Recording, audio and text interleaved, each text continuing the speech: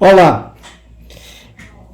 Nesse vídeo eu gostaria de comentar e refutar um vídeo do professor Fábio Sabino. Assistindo alguns vídeos na internet, eu me deparei com esse vídeo que eu quero que vocês ouçam e depois eu vou comentar. Vamos assistir. Já provei que Jesus da Bíblia não ressuscitou, esquece isso. Então você vai estar esperando alguma coisa que Jesus ressuscitou na Bíblia e infelizmente não ressuscitou. Por quê? Uma das formas que eu utilizei, vou provar aqui agora, é uma fala de Paulo, que Paulo diz assim: se Cristo não ressuscitou, é vã a nossa fé e ainda continuamos nos nossos pecados. Aí Paulo diz assim: se os mortos não ressuscitam, Cristo não ressuscitou. Aí vem a pergunta: quantos mortos vocês estão vendo hoje sendo ressuscitados pelas igrejas aí? Vários. Os mortos sendo ressuscitados fisicamente. Notem que ele usa a passagem de 1 Coríntios e ele usa esse texto aqui de 1 Coríntios capítulo 15, verso 13 e 14, e ele diz: se não há ressurreição de mortos, então Cristo não ressuscitou. Então ele chega a uma conclusão que esse se aqui é uma condição que Paulo está dizendo. Se não há ressurreição de mortos, então Cristo não ressuscitou. Aí ele questiona se eles viram mortos ressuscitando por aí. Agora vejam bem, o problema do professor Fábio Sabino com essa interpretação é um profundo desconhecimento dos originais da língua grega, porque conhecer grego não é só saber a pronúncia ou as letras, mas a sintaxe. Um profundo desconhecimento também textual. Se ele ler o texto com mais atenção, ele vai ver a intenção do apóstolo Paulo. Vamos para o texto. Vamos primeiro para o texto grego, começando do verso 12. Paulo está usando uma expressão não de dúvida. Vejam que Paulo usa a partícula, a conjunção ei. A conjunção ei não é uma conjunção de dúvida, mas é uma conjunção de afirmação, porque Paulo está usando uma lógica.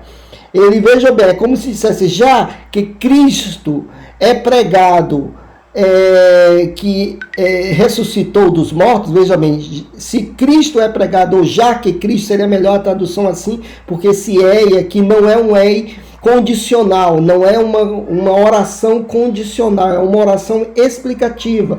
Paulo está usando uma lógica, uma proposição não de dúvida.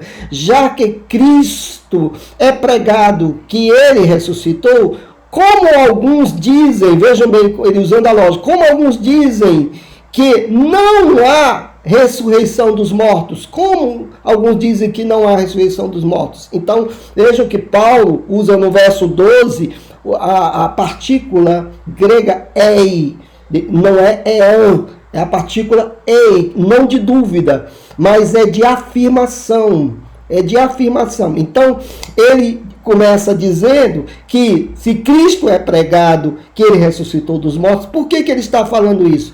Porque desde o verso 4, ele está provando a ressurreição de Jesus Cristo. Ele diz que foi sepultado e ressuscitou ao terceiro dia, segundo as Escrituras, e apareceu a Cefas e depois aos 12. Depois foi visto por mais de 500 irmãos de uma só vez. Depois foi visto por Tiago.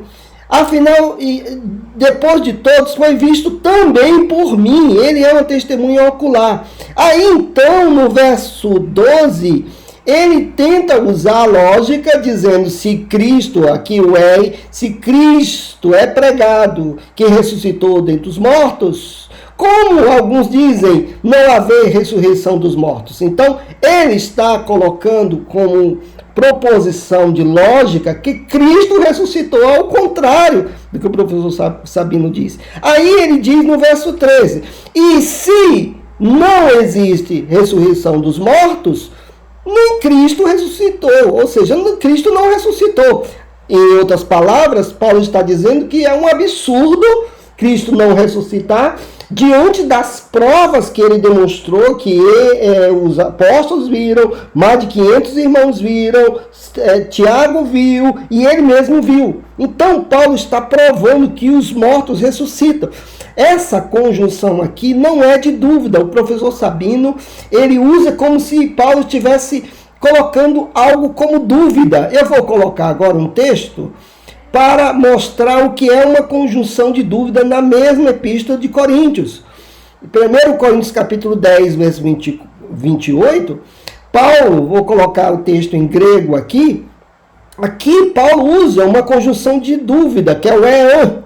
E outra coisa importante, a conjunção condicional exige um subjuntivo grego, e até mesmo na língua portuguesa. Se for, né, se alguém fizer isso, no grego a mesma coisa, lá é uma conjunção não de dúvida, é uma conjunção não é condicional, então não tem o subjuntivo. Aqui tem o subjuntivo, ó.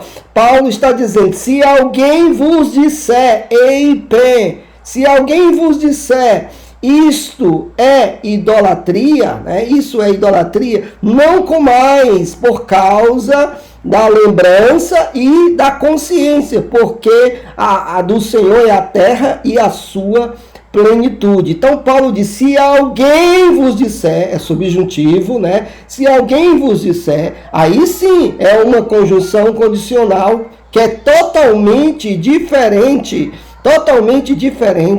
do que o apóstolo Paulo escreveu no verso 12 aqui, no verso 13, né?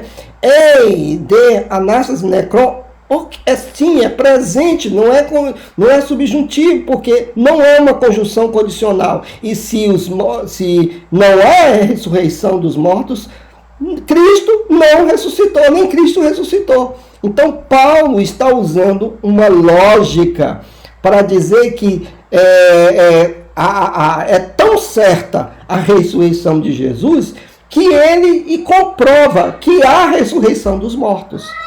Então, vamos ver o outro argumento dele.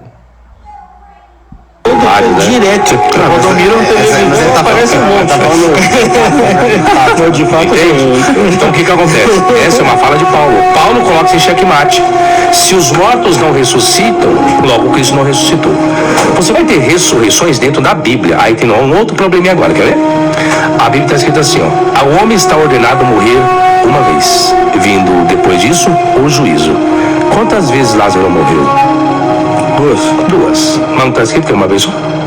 Aí já são duas, já piorou. Então tem alguma coisa aí que a Bíblia não está sendo verdadeira. Não está batendo. Aí tem um outro problema também. A consequência do pecado é o quê? A morte. E não é a morte espiritual, a morte física.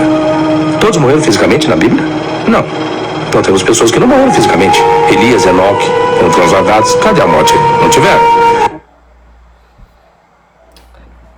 O professor, então, ele usa o argumento que há uma contradição, porque está escrito que está ordenado o homem morrer uma só vez, depois disso segue-se o juízo. Aí ele lembra que Lázaro morreu 2 vezes.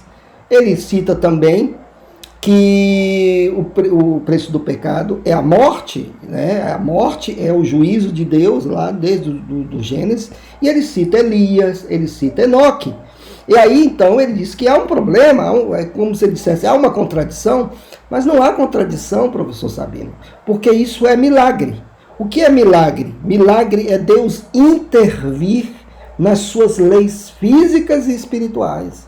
Isso é milagre. Por exemplo, é natural água ser água e vinho ser vinho. A água nunca se transforma naturalmente em vinho, nem vinho em água. Mas Jesus transformou água em vinho. É natural um homem cego de nascença não ter alguns órgãos oculares, mas Jesus curou um homem cego de nascença. É natural 5 pães e 2 peixinhos ter apenas 7 elementos, mas Jesus multiplicou os pães a ponto de dos 12 discípulos carregarem 12 cestos cheios de restos de pães. É natural, realmente, o homem morrer só uma vez. Depois disso segue o juízo. Mas Jesus fez um milagre. A ressurreição é um milagre. Então Deus interviu. É natural realmente o preço do pecado é a morte. E Elias foi trasladado juntamente com Enoque. Mas isso é um milagre. Deus manifesta a sua soberania exatamente entre os seres humanos. Ele é soberano até mesmo entre as suas leis. É isso que o professor Fábio Sabino precisa saber. Tá bom? Então, realmente não tem nexo o seu argumento sobre a ressurreição de Jesus.